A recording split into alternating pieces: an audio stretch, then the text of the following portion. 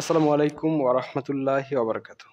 আজকে আমরা business statistics ব্যবসায় পরিসংখ্যানের চ্যাপ্টার 1 এখানে ক্লাস 1 ভুলক্রমে লেখা হয়েছে। পঞ্চম ক্লাসে উপস্থিত হয়েছি। আজকে আমরা আপনাদের যে বায়োভেরিয়েট টাইপের অঙ্কগুলো রয়েছে, বায়োভেরিয়েট না, এখানে মোর দ্যান অজীব অ্যান্ড লেস দ্যান অজীব টাইপের যে অঙ্কগুলো রয়েছে এই অঙ্কগুলো শেখাবো। একই অঙ্কে মোর দ্যান অজীব এবং একই অঙ্কে লেস দ্যান অজীব সংক্রান্ত যে সমস্যাগুলো রয়েছে এগুলো আলোচনা করব। চলুন তাহলে শুরু করা যাক। ক্লাসটা শুরু করার পূর্বে আমি আমাদের অন্য গ্রুপগুলোতে এই ক্লাসটা শেয়ার করে দিচ্ছি যেন আমাদের অন্যান্য শিক্ষার্থীরা এই ক্লাসটি দেখে উপকৃত হতে পারে। আপনারাও আপনাদের বন্ধুদের এই ক্লাসটি শেয়ার করে দিতে পারেন যেন তারাও এটা দেখে উপকৃত হতে পারে, নাম্বার 1। আর আপনারা যদি শর্টকাটে 5 নাম্বার তুলতে চান তাহলে আমরা এই সাবজেক্টের জন্য স্পেশাল সুপার শর্ট ব্যাচ খুলেছি। আপনারা চাইলে আমাদের শর্ট ব্যাচে যুক্ত হতে পারেন। সেখানে প্রথম থেকে শেষ পর্যন্ত রেকর্ড ক্লাসের মাধ্যমে আপনাদের পুরো বইটি শেখানো হবে এবং প্রশ্ন এবং উত্তরের জন্য সাজেশন দেওয়া হবে। এই বিষয়টা আপনাদের জন্য খুবই হেল্পফুল হবে। আপনারা চাইলে আমাদের শর্ট ব্যাচ যুক্ত হতে পারেন। সো আমি জাস্ট ক্লাসটা শেয়ার করেই আমাদের ইয়াগুলো শেয়ার করে দিচ্ছি। ক্লাসটা শেয়ার করেই আমরা মেইন ক্লাস শুরু করব। আপনারা চাইলে আমাদের মতোই আপনাদের বন্ধুদেরও শেয়ার করে দিতে পারেন। আর আপনারা চাইলে আমাদের অনলাইন শর্ট ব্যাচ যুক্ত হতে পারেন আপনারা প্রথম থেকে শেষ পর্যন্ত এই ক্লাসগুলো দেখার জন্য। ঠিক আছে, চলুন শুরু করা যাক। তাহলে আমরা প্রথম চ্যাপ্টারের পঞ্চম ক্লাসে উপস্থিত হয়েছি। আজকে যে প্রশ্নটা আপনাদের আলোচনা করা হবে সেটা হচ্ছে এখানকার 11 নম্বর প্রশ্ন। এটা অ্যাকাউন্টিং ডিপার্টমেন্ট 2015 সালে ইতিমধ্যে একবার এসেছিল। এই প্রশ্নটা আপনাদের জন্য খুবই খুবই গুরুত্বপূর্ণ। 10 না, এই যে 11 নম্বর প্রবলেম। এই প্রশ্নটা আজকে আমরা আলোচনা করব। এখানে বলছে, এটা অ্যাকাউন্টিং 2015 সালে আসছিল, বলছে draw less than and more than অজীব from the data given below. নিচে যে তথ্যগুলো দেওয়া আছে এই তথ্যগুলোর উপর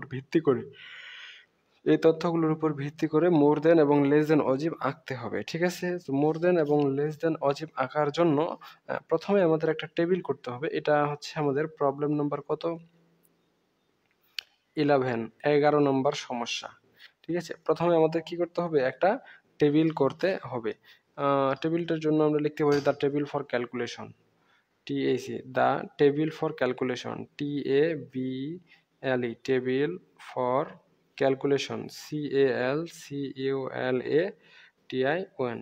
টেবিল ফর ক্যালকুলেশন, হিসাবের জন্য টেবিল।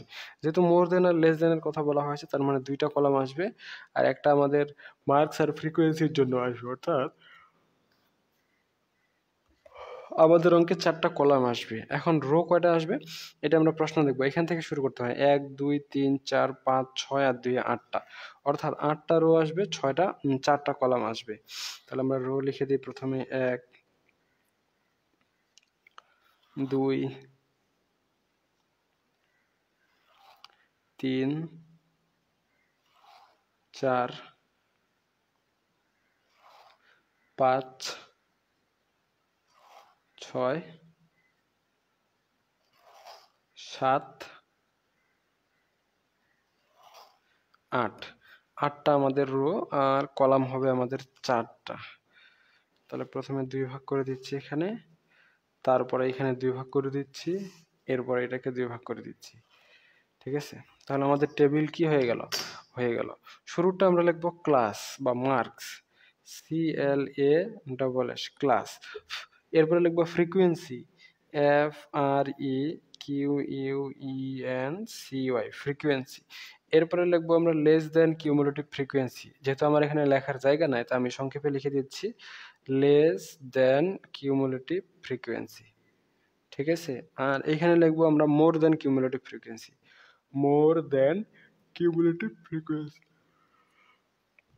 তো এই ক্লাস আর ফ্রিকোয়েন্সি আমাদের প্রশ্নে দেওয়া থাকবে, এই দুইটা আমরা প্রশ্ন দেখে দেখে কপি পেস্ট করে দেব। যেমন মার্কস এগুলো দেওয়া আছে, এটাই হচ্ছে ক্লাস, মার্কসটাই কি ক্লাস।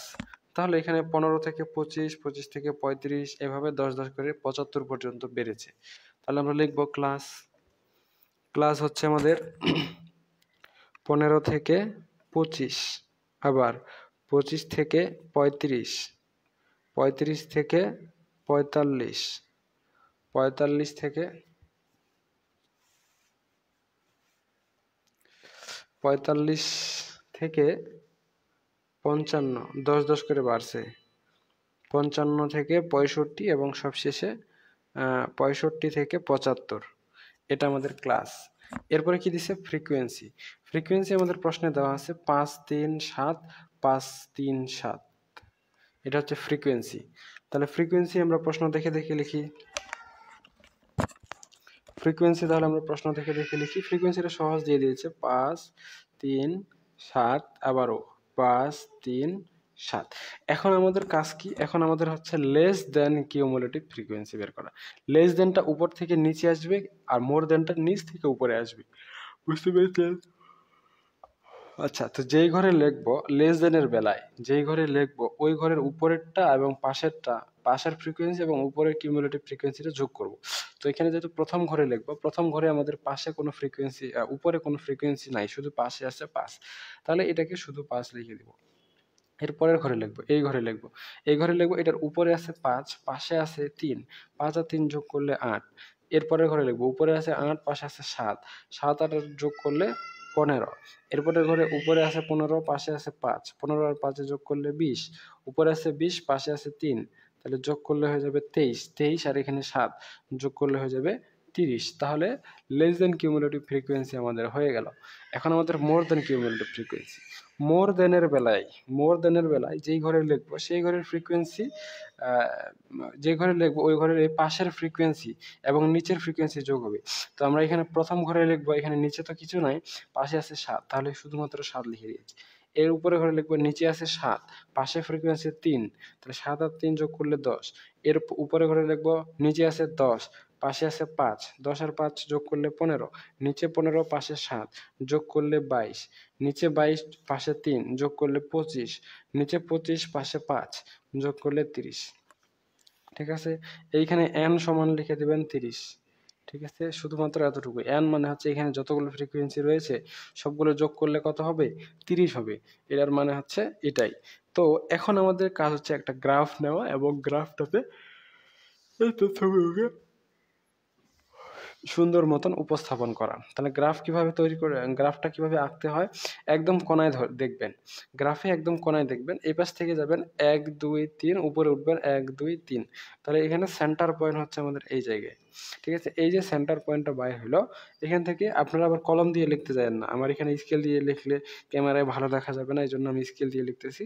আপনারা এটা এইটা কলম দিয়ে লিখতেছি, আপনারা কিন্তু আবার এটা পেন্সিল দিয়ে লিখেন। হ্যাঁ, তাহলে এই পাশে একটা ঘর কেটে দিচ্ছি আর এই পাশে একটা ঘর কেটে দিচ্ছি। ঠিক আছে? এখন এখানে জাস্ট একটা অ্যারো চিহ্ন দিয়ে দিব আর এই পাশে একটা অ্যারো চিহ্ন দিয়ে দিব, তাহলেই হয়ে যাবে। এই পাশে আপনারা লিখতে পারেন এক্স, এই পাশে লিখতে পারেন 0, আর এই উপরে লিখতে পারেন ওয়াই, মানে ওয়াই 0 এক্স।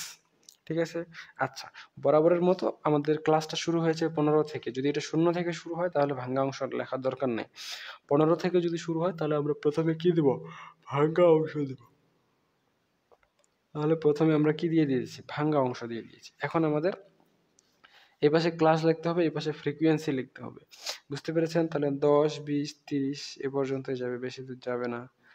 তাহলে ফ্রিকোয়েন্সি লিখি আমরা এখানে 5 10 15 20 25 30, 30 পর্যন্ত আছে, তাহলে 35 পর্যন্ত লিখে দিই। আর এই পাশে আমাদের কি লাগবে? এই পাশে আমাদের লাগবে হচ্ছে ক্লাস। তাহলে ক্লাস শুরু হয়েছে, এখানে দেখেন তো 15, তারপরে হচ্ছে 25 35 45 55 65 পর্যন্ত শেষ না, 75 75 পর্যন্ত শেষ হয়েছে। তো এই পাশে পাশে কি লিখছি? ক্লাস লিখছি। এই জন্য আমরা লিখবো CLASS ক্লাস, লিখে এরকম করে একটা অ্যারো চিহ্ন দেবো। আর এই পাশে পাশে কি লিখছি? ফ্রিকোয়েন্সি লিখছি, তাহলে আমরা লিখবো FREQUENCY, ফ্রিকোয়েন্সি লিখে এরকম একটা কি করব? তীর চিহ্ন দিব। অবশ্যই অবশ্যই গ্রাফ লিখলে এবং টেবিল আঁকলে টাইটেল অথবা ফিগার অবশ্যই দিব। তাহলে আমরা এখানে দেব ফিগার, FIGURE, ফিগার। ফিগার মানে হচ্ছে চিত্র, এটা মানে আবার দেখো মনে করিয়েন না। হ্যাঁ, ফিগার মানে হচ্ছে চিত্র। তাহলে ফিগার কি দিব? more than, less than cumulative frequency and more than cumulative frequency। আমি সংক্ষেপে লিখছি, এখানে লম্বা লেখার জায়গা নাই। বুঝতে পেরেছেন? আচ্ছা, এখন আমরা দেখি তো আমাদের গ্রাফটাতে কোন কোন বিষয়গুলো বলা হয়েছে। দেখেন, প্রথমে লেস দেনটাই দেখি। লেস দেন 15 থেকে 25, লেস দেন 15 থেকে 25 আমাদের লেস দেন কিউমুলেটিভ ফ্রিকোয়েন্সি হচ্ছে 5। তাহলে দেখেন তো 15 থেকে 25 কোথায় লিখছি? উপরে লিখছি, সরি, এটা তো আরেকটু উপরে লেখা দরকার ছিল। আচ্ছা, যাই হোক, 15 থেকে 25 কিউমুলেটিভ হচ্ছে 5, তাহলে এখানে একটা ডট দিয়ে দিয়েছি। তাহলে 5 জায়গায় এখানে কি করছি? ডট দিয়েছি। তাহলে এই যে 0 থেকে বা এখান থেকে, হ্যাঁ, এখান থেকে এখানে আমরা সুন্দর করে একটা টান দিয়ে দিয়েছি। ঠিক আছে? আচ্ছা, এরপরে দেখেন তো কত আছে? 5 এর পরে আছে 8। কত থেকে কত? 25 থেকে 35 আছে 8। তাহলে দেখেন তো, এই যে এটা তো 10 10 করে আগাবে। 25 থেকে 35 হয়ে যাবে আমাদের 8। তাহলে এখানে 5 6 7 8, এখানে তো 10, এই যে 10 আছে সোজা। তাহলে এটা এখানে আছে। এরপরে কি করব? এখানে সুন্দর করে স্কেল দিয়ে টেনে যোগ করে দেব। আচ্ছা, এরপরে কত? 35 থেকে 45। দেখেন তো 35 থেকে 45 আছে কত? 15 আছে। 15টা কোথায়? এই যে 15 এখানে। তাহলে 15 এখানে আমরা আর একটা ফোঁটা দিয়ে দিয়েছি। তাহলে আমরা এখানে 15 পর্যন্ত কি করব? যোগ করে দিব। ঠিক আছে? আচ্ছা, এরপরের কাজ কি? এরপরে 15-র পরে আছে 20 23 30। আমি এমনি এতে লিখতে পারবো এটা। 20 এখানে, 23 আরো 3টা ঘর উপরে, 30 হচ্ছে আমাদের এখানে। আপনারা মিলাই নেন। প্রতিবারে তো একটা ঘর এই সাইডে আসবে আর উপরে উঠবে। ঠিক আছে? এখানে তো কত কোনটা কতটা লেখা আছে। এখন জাস্ট এটাকে কি করব? এই যে বিন্দুগুলো যোগ করে দেব। বিন্দু যোগ করে দিলে আমাদের কাজ শেষ। তাহলে এটা হয়ে গেল আমাদের কি? এটা হয়ে গেল আমাদের লেস দেন অজিব। তাহলে এখানে তীর চিহ্ন দিয়ে লিখে দেব আমরা LESS, লেস THEN, দেন OGIVE, লেস দেন অজিব আমাদের হয়ে গেছে। এখন আমাদের কাজ হচ্ছে মোর দেন অজিব বের করা। মোর দেন অজিবের বেলায় দেখেন কি আছে। মোর দেন অজিবে নিচ থেকে উপরে আসবে। লেস দেনের বেলায় উপর থেকে নিচে আসছে না। মোর দেনের বেলায় কি করব? নিচ থেকে উপরে যাব। তাহলে দেখেন তো 65 থেকে 75, আই মিন উল্টা পাশে যাব। 75 থেকে 65-তে আমাদের থাকবে 7। 75 থেকে 65-তে থাকবে কত? 7। তাহলে 75 এখানে শুরু, এখান থেকে 65 থাকবে কত? 7। তাহলে এই ঘরে লিখে দেবো। আগের বেলায় এই পাশে যখন আসছিলাম তখন কিন্তু এই সাইডের ঘরটাতে লিখছিলাম, মানে ডান সাইডে লিখছিলাম। এখন যেহেতু উল্টা পাশ দিয়ে যাচ্ছে তাই বাম সাইডে লিখবো। এইটা ফটোটা, 7-এর ফটোটা এখানে না দিয়ে এখানে লিখে দেবো। ঠিক আছে? তাহলে এই অংশটুকু কি করব আমরা? যোগ করে দেব। আচ্ছা, এরপরে দেখেন তো কত আছে? 7-এর পরে আছে 10 15 22। তাহলে একটা করে ঘরে এই সাইডে যাব। 7-এর পরে আছে 10 10 এখানে, 15 তো এখানে আগে থেকেই আছে। এরপরে 20 এখানে, 22 উপরে, একদম সোজা। এটা আবার টেনে দিচ্ছি। বুঝতে পেরেছেন? 22। এরপর আছে 25। কত? 25 থেকে 35 আছে 25, তারপর আছে 30। দেখেন তো 25 থেকে 35 আছে কত? 25। এরপরে আছে 30। হয়ে গেল। এগুলোকে জাস্ট কি করব? একটার সাথে আরেকটা টেনে মিলাই দেব। তাহলেই আমাদের কি? কাজ শেষ। তো খুব সহজেই আমরা কি করলাম? লেস দেন অজিব এবং মোর দেন অজিব বের করে ফেললাম। অবশ্যই অবশ্যই এটা স্টেপলার করবেন কিভাবে জানেন? এটা স্টেপলার করবেন,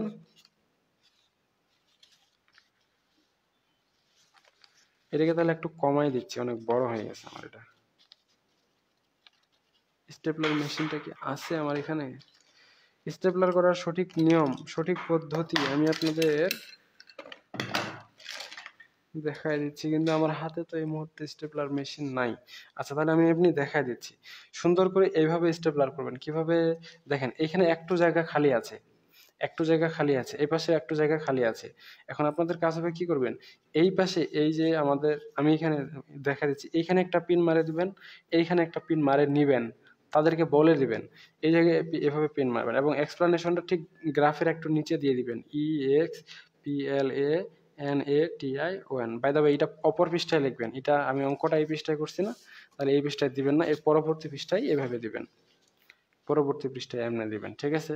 আচ্ছা, এখন এই গ্রাফটা যে আমরা আঁকলাম, এই গ্রাফের কি দিতে হবে? একটা এক্সপ্লানেশন বা ব্যাখ্যা দিতে হবে, গ্রাফের এক্সপ্লানেশন বা ব্যাখ্যা দিতে হবে। তাহলে গ্রাফের ব্যাখ্যা বা এক্সপ্লানেশনটা কেমন হবে? ব্যাখ্যাটা হবে প্রতিবারই same to same, O X, O X axis indicate class, A X I S axis indicate I N, এটা মুখস্থ করে নিন কারণ গ্রাফটা প্রতিবারই same to same. O X axis I N D I C A T indicate C L A double S class, and O Y, O Y axis indicate A X I S axis I N D I C A T indicate frequency F R E Q U E N C Y axis frequency every 5 square of, এটা প্রতিবারে same to same গ্রাফটা, তাই অবশ্যই গ্রাফটা আপনারা কি করে নেবেন? মুখস্থ করে নেবেন। E V E R Y every 5 square of S Q U A R E square of O X, sorry every 5 square of O X, O Y লিখে দিচ্ছি কেন, O X axis represent A X I S axis represent R E P R E S E N T every 5 square of O X, O X কোন পাশে? এই যে এই পাশে। তো প্রত্যেকটা পাঁচ কত কত করে বাড়ছে? প্রত্যেকটা পাঁচে 10 10 করে বাড়ছে। তাহলে every 5 square of O X axis represent 10 unit, 10 UNIT unit, and O Y, O Y axis A X I S axis represent R E P R E S E N T represent O ওয়াইটা কত কত করে বাড়ছে? এখান থেকে এখানে 5, এখান থেকে এখানে 5, এখান থেকে এখানে 5, অর্থাৎ এখানে 5 ইউনিট করে বৃদ্ধি পেয়েছে। তাহলে লিখবো 5 UNIT।